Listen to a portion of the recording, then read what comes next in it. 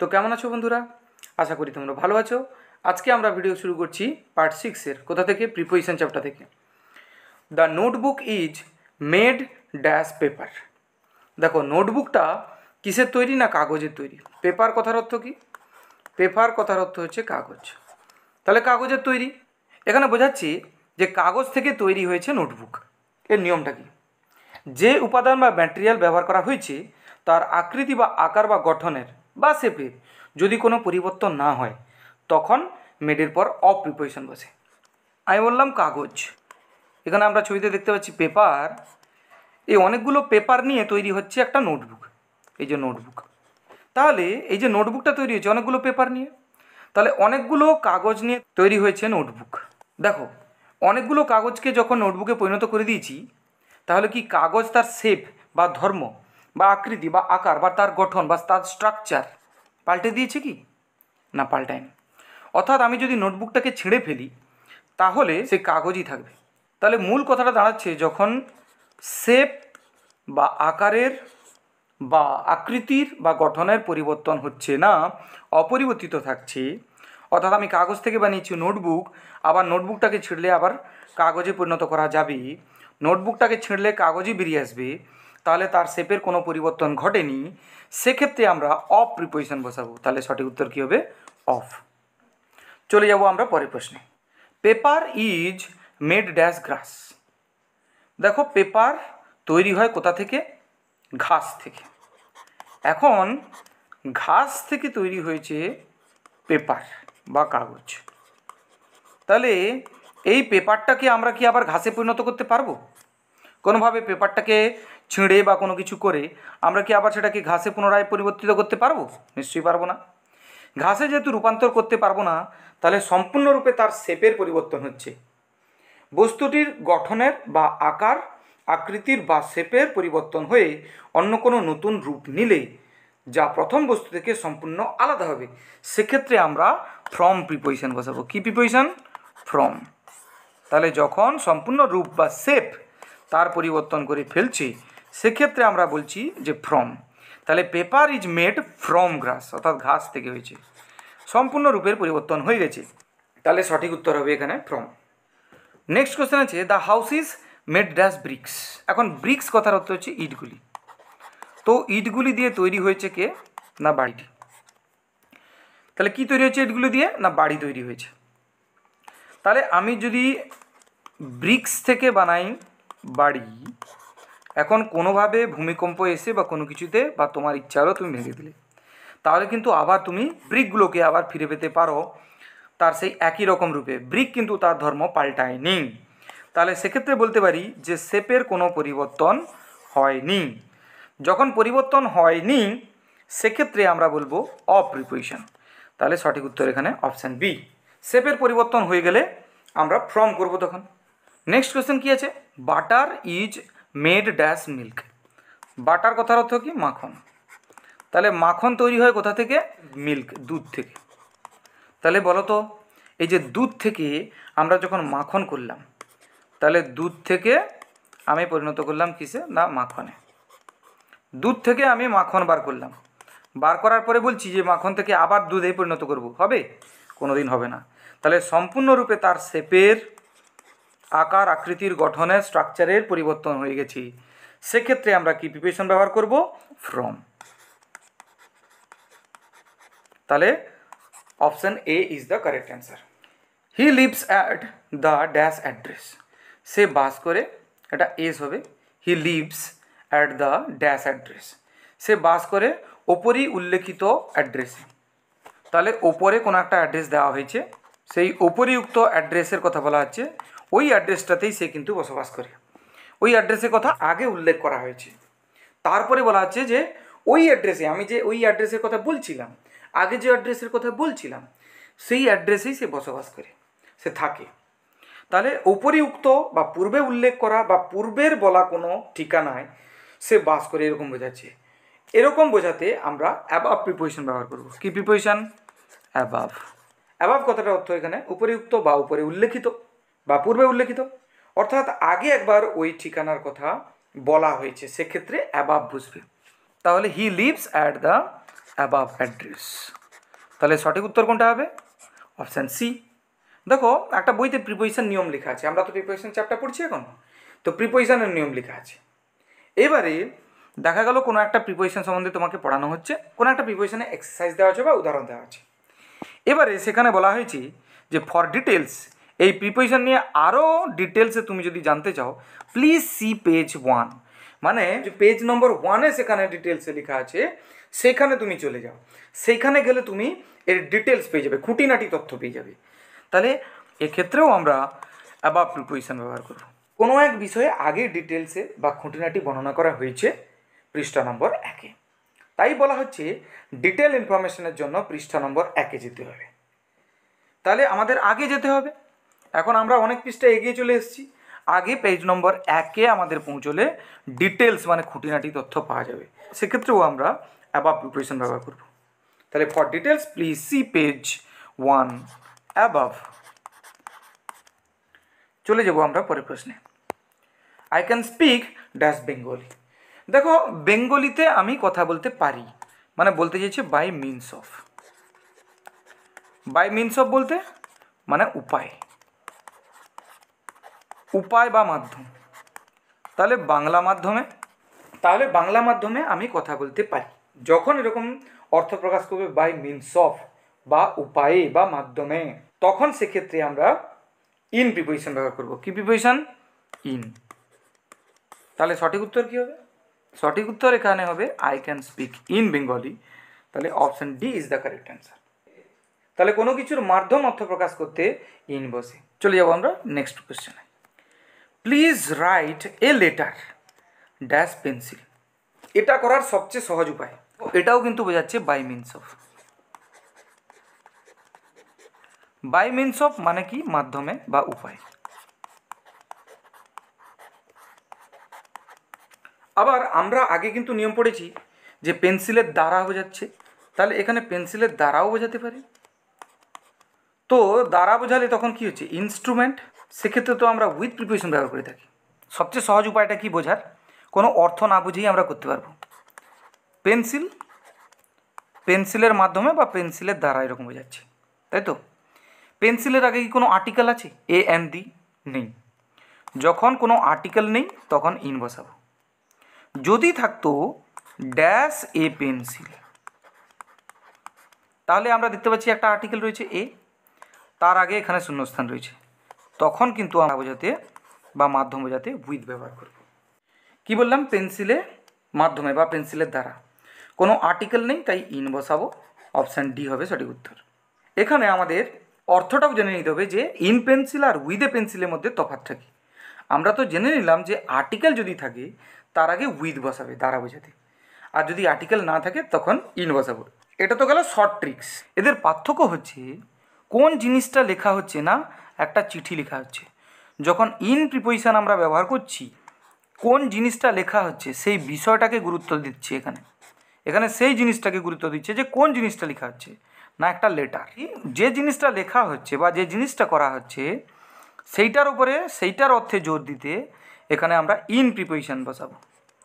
কিন্তু যদি এখানে সেন্টেন্সটা এরকম থাকে, যদি থাকে please write a letter with a pencil, তাহলে কিন্তু বুঝবে যে কোন জিনিসটা দিয়ে লেখা হচ্ছে, না পেন্সিল দিয়ে, সেইটার উপরে অর্থে জোর দিতে আমরা উইথ প্রিপোজিশন ব্যবহার করি। তাছাড়া আমরা তো শর্ট ট্রিক জানি যে যদি যে নাউনটা আছে তার আগে যদি কোনো আর্টিকেল থাকে তখন উইথ বসাবো দ্বারা বোঝাতে, আর যদি আর্টিকেল না থাকে তখন ইন বসাবো দ্বারা বোঝাতে বা মাধ্যমে বোঝাতে। তো আশা করি বোঝাতে পারলাম। তাহলে এখানে এ পেন্সিল যদি কথাটা থাকতো তখন উইথ এ পেন্সিল হতো, তাহলে সঠিক উত্তর তখন এ হতো। চলে যাবো পরের প্রশ্নে। নেক্সট কোশ্চেন হচ্ছে the dog was killed dash a man. এটা কিন্তু নিয়ম আমরা আগে শিখেছি, লোকটার দ্বারা ডগটাকে মারা হয়েছিল। তাহলে এজেন্ট বোঝাতে কি হবে? যখন দ্বারা অর্থ প্রকাশ করবে এবং এজেন্টের দ্বারা বোঝাবে, কোনো লোকের দ্বারা বোঝাবে, তখন সেক্ষেত্রে আমরা বাই প্রিপোজিশন বসাবো। আবার যদি ইনস্ট্রুমেন্ট বসে, যদি ইনস্ট্রুমেন্ট থাকে তো সেক্ষেত্রে আমরা উইথ প্রিপোজিশন বসাবো। কিন্তু একটা শর্ত আছে, তার আগে একটা আর্টিকেল থাকতে হবে। The dog was killed by a man হবে ড্যাশ এ স্টিক, তাহলে এখানে এ আর্টিকেলটা তো অলরেডি আছে, তাহলে উইথ এ স্টিক করতে পারবো। তাহলে সঠিক উত্তর এখানে কি হবে? বাই হবে আর উইথ হবে, বাই আর উইথ। তাহলে প্রথমে বাই হবে, তারপর এটা উইথ হবে। নেক্সট কোশ্চেন আছে, আই অ্যাম ড্যাশ ডাউট নাও। আমি এখন সন্দেহের মধ্যে আছি। তাহলে আমার কোনো একটা ব্যাপার নিয়ে সন্দেহ আছে। তাহলে এক্ষেত্রে আমরা বলতে পারি যে কোনো পরিস্থিতি বা কোনো অবস্থার মধ্যে বা কোনো দশাকে যাকে বলে স্টেট বা কন্ডিশন। তাহলে কোনো কন্ডিশন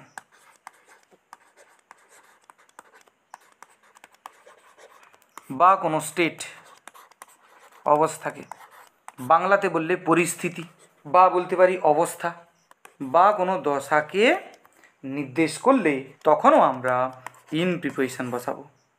অর্থাৎ আই অ্যাম ইন ডাউট নাও, আমি এখন সন্দেহের মধ্যে আছি। অর্থাৎ আমার কন্ডিশন বা স্টেট বা পরিস্থিতি বা অবস্থা কি না, আমি এখন সন্দেহের মধ্যে আছি। তাহলে সঠিক উত্তর হবে ইন, তাহলে অপশান ডি হবে সঠিক উত্তর। নেক্সট কোশ্চেন কী আছে, আই অ্যাম ড্যাশ এ হারি। আমি খুব ব্যস্ততার মধ্যে রয়েছি। তাহলে এটাও কিন্তু বোঝাচ্ছে কি কন্ডিশন বা পরিস্থিতি বা অবস্থাকে বোঝাচ্ছে। তাহলে সেক্ষেত্রেও আমরা তাহলে ইন প্রিপোজিশন বসাবো। তাহলে option D is the correct answer. I am in a hurry, he is dash the orchestra. এই নিয়মটা আমাদের শেখা আছে আগে, part of a group. Part of a group বললে আমরা জানি অফ প্রিপোজিশন বসে। তাহলে এখানে দেখতে পাচ্ছি he is dash the orchestra, সে অর্কেস্ট্রার একটা মেম্বার বা অর্কেস্ট্রার একটা অংশ। তাহলে এখানেও পার্ট বোঝাচ্ছি, অর্কেস্ট্রা একটা গ্রুপ, তাহলে এখানেও গ্রুপ বোঝাচ্ছি। কিন্তু ওই গ্রুপের ওই অর্কেস্ট্রার সে একজন সদস্য, সেই কথাটা সরাসরি বলা নেই। এই কথাটা আমাদের কীরকম বুঝে নিতে হবে, ইনডিরেক্টলি বলা আছে, বুঝে নিতে হবে। তাহলে সরাসরি যদি বলা থাকে, যে এরকম যদি বলা হতো যে মেম্বার ড্যাশ দ্য অর্কেস্ট্রা, তাহলে মেম্বার ড্যাশ দ্য অর্কেস্ট্রা এরকম যদি থাকতো, তাহলে অর্কেস্ট্রার দ্বারা কী বোঝাচ্ছে, অর্কেস্ট্রার দ্বারা গ্রুপ বোঝাচ্ছে, আর মেম্বার মানে হচ্ছে গ্রুপের একটা পার্ট বোঝাচ্ছে। তাহলে সরাসরি এরকম যখন তুলে দেওয়া আছে, অর্থাৎ পার্ট এবং গ্রুপ এই স্ট্রাকচারে যখন তুলে দেওয়া আছে তখন অফ বসাবো। কিন্তু যদি সেরকম না দেওয়া থাকে, শুধু গ্রুপের কথা বলা আছে আর বলা আছে যে সে একজন সেই গ্রুপের একটা অংশ, যেটা আমাদের ইনডিরেক্টলি বুঝে নিতে হবে।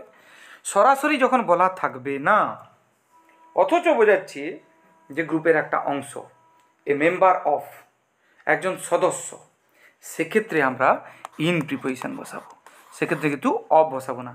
তাহলে he is in the orchestra. In the orchestra বলতে গ্রুপেরই একটা, অর্কেস্ট্রারই একটা অংশ, অর্থাৎ এখানে গ্রুপেরই একটা অংশ বোঝাচ্ছে, কিন্তু সরাসরি বলা নেই। সরাসরি যখন বলা নেই তাহলে ইন প্রিপোজিশন বসাবো। তাহলে সঠিক উত্তর হবে অপশান ডি। কিন্তু তার পরের প্রশ্নটাতে তুমি যদি লক্ষ্য করো, হি is a member dash the orchestra, তাহলে অর্কেস্ট্রা এখানে গ্রুপের কথা সরাসরি বলা আছে, সেখানেও গ্রুপের কথা বলা ছিল। আবার এখানে মেম্বার গ্রুপের একটা অংশ, পার্ট, এটা কিন্তু বলা আছে। তাহলে সেক্ষেত্রে আমরা কিন্তু ইন বসাবো না, অফ বসাবো। তাহলে সঠিক উত্তর হবে অফ, মানে হচ্ছে option C, he is a member of the orchestra. দেখো অর্থ কিন্তু দুটো ক্ষেত্রেই একই বোঝাচ্ছি, কিন্তু এখানে সরাসরি পার্ট, গ্রুপের একটা যে পার্ট সেটা বলা নেই, তাই ইন বসিয়েছি। এখানে সরাসরি পার্ট, গ্রুপের একটা যে পার্ট সেটা বলা আছে, তাহলে অফ প্রিপোজিশন বসিয়েছি। হি ইজ ড্যাশ দ্য নেভি, এটাও গ্রুপ, দলকে বোঝাচ্ছে, কিন্তু এখানে দলের যে একটা অংশ সেটা সরাসরি বলা নেই। তাহলে পার্ট, দলের যে একটা পার্ট সেটা কিন্তু সরাসরি উল্লেখ করা নেই।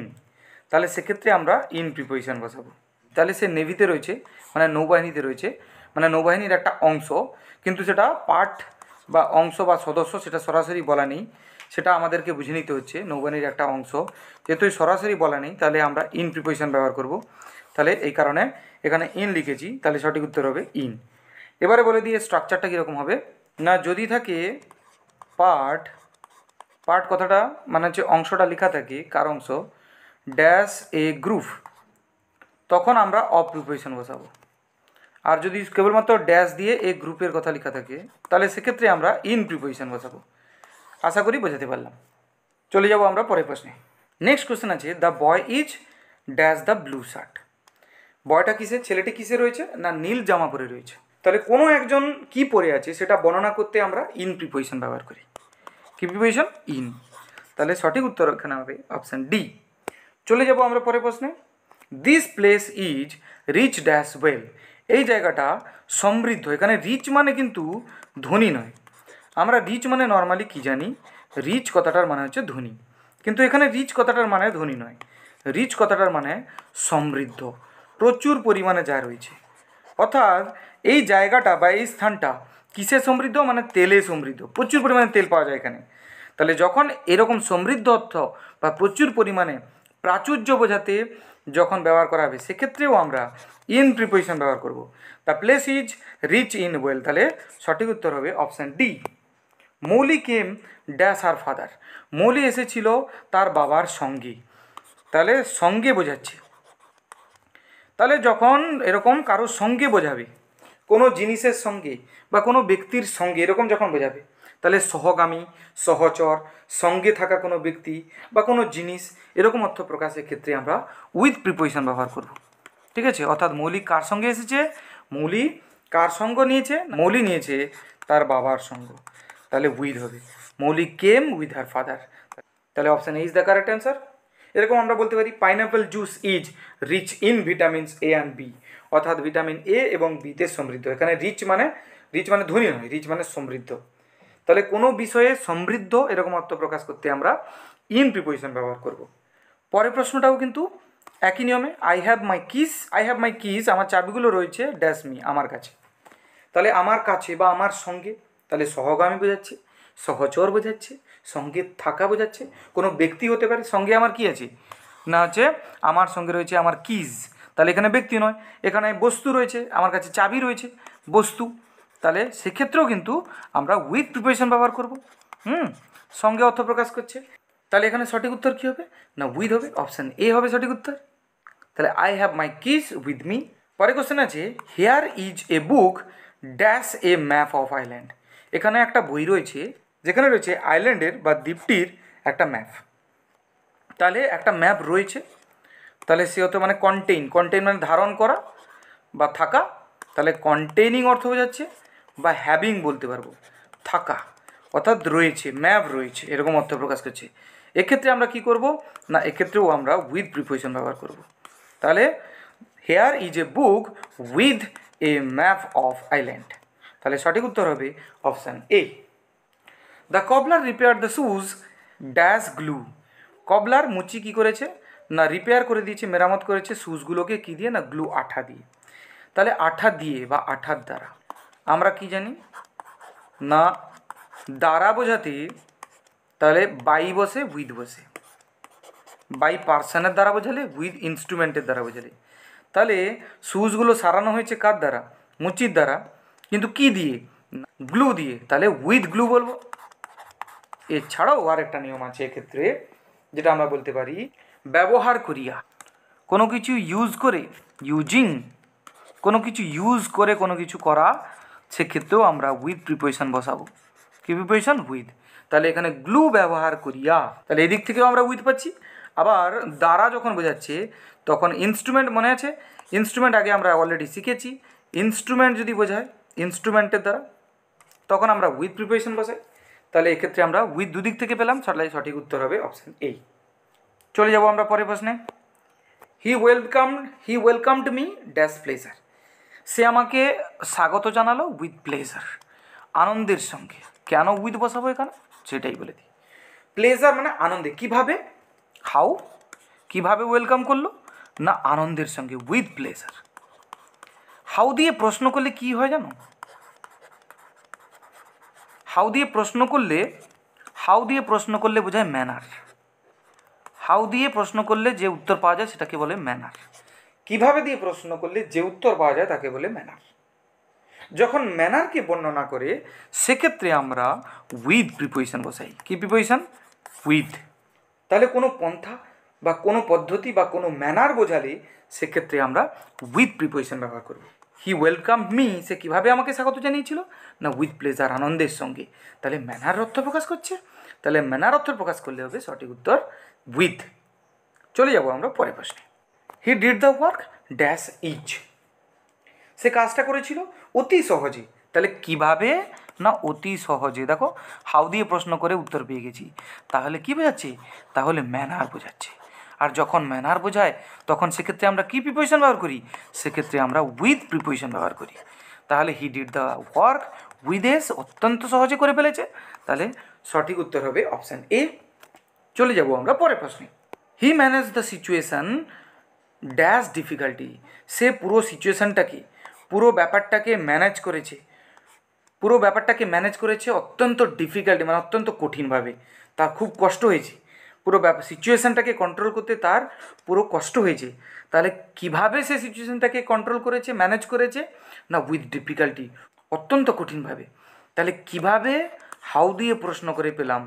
হাউ দিয়ে প্রশ্ন করলে যেটা পাওয়া যায় তাকে বলে ম্যানার। আর ম্যানার বোঝালে আমরা জানি উইথ প্রিপোজিশন ব্যবহৃত হয়। তাহলে এখানে কি প্রিপোজিশন বসবে? না উইথ ডিফিকাল্টি, অত্যন্ত কঠিনভাবে, অত্যন্ত কষ্টের সঙ্গে সে ব্যাপারটাকে সামলেছে, সিচুয়েশানটাকে সামলেছে। পরের প্রশ্ন কী আছে? উই ওয়ার প্যারালাইজড, আমরা পুরোপুরি প্যারালাইজড হয়ে গেছিলাম।